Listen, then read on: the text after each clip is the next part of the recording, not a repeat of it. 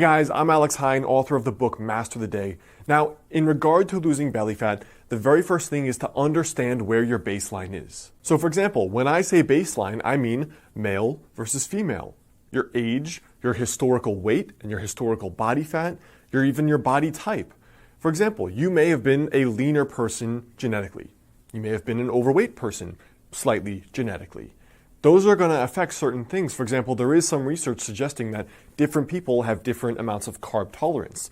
So a lean person may be able to eat more carbs and gain less fat than someone who's less carb tolerant. That's just an unfair fact.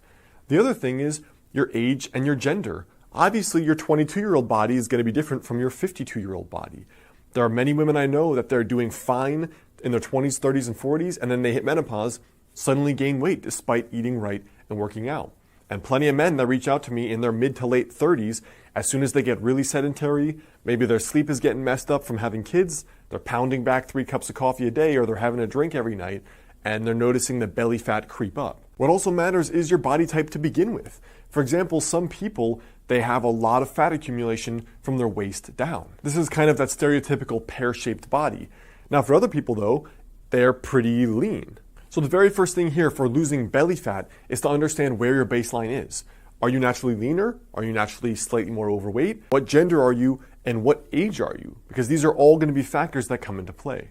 The second thing here is that having a flat stomach is still at a high level dictated by calories at the end of the day.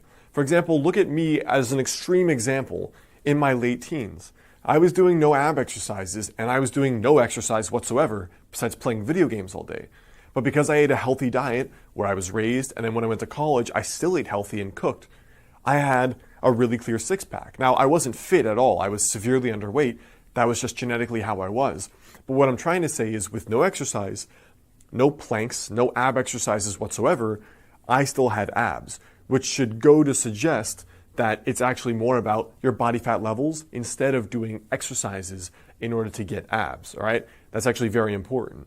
So whatever method you want to go about, having the lower calories is up to you.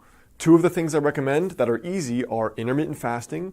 For example, trying the ratio I suggested in the intermittent fasting video previously, or adopting a more low-carb diet, which tends to be for people the 2 easiest ways that I've seen in order to eat better, which generally is, in my experience, the easiest way that people can actually eat less calories without feeling like they're eating less calories.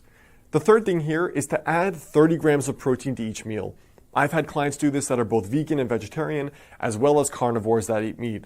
What I find is that with people eating 30 grams of protein per meal, they are way more full, they naturally crave way less carbs, their blood sugar is more stable, they have better energy, and they lose more body fat. So one of the reasons is that higher protein is going to increase the proper levels of, for example, testosterone, and also a lower carb diet is going to assist in rebalancing some of the hormones. For example, cortisol, estrogen, testosterone. So besides the 30 grams of protein with each meal, which could mean some eggs, it could mean a piece of meat, it could mean beans and rice or something else.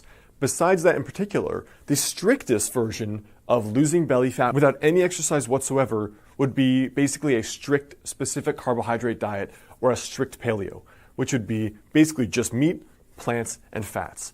So almost every one of your meals would look something like this, where you have, for example, eggs, fats, and vegetables, salmon with a ton of vegetables and fats, chicken or steak with a ton of vegetables and fats.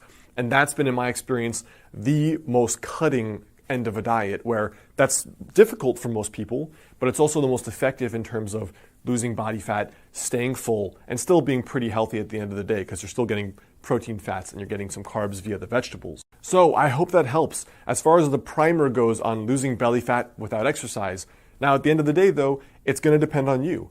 And for most people, it actually probably will take exercise. You can lose belly fat without the exercise, but to get the level of toning and the level of cutting that most men and women want, it's probably going to take exercise at the end of the day to build more muscle mass and lose more belly fat, and you're going to just look toned and fitter overall anyway. So I hope that helps. Remember, your tiny daily habit for today is to understand, look at where you are, adjust it based on your unique circumstances. You still have to decrease calories at the end of the day. Whatever way you do that doesn't really matter. Try having 30 grams of protein with each meal, or going the most strict which is a strict paleo. That's the best way to get the results I've seen without any exercise. But remember, you may need exercise to go the whole way to get the results you want.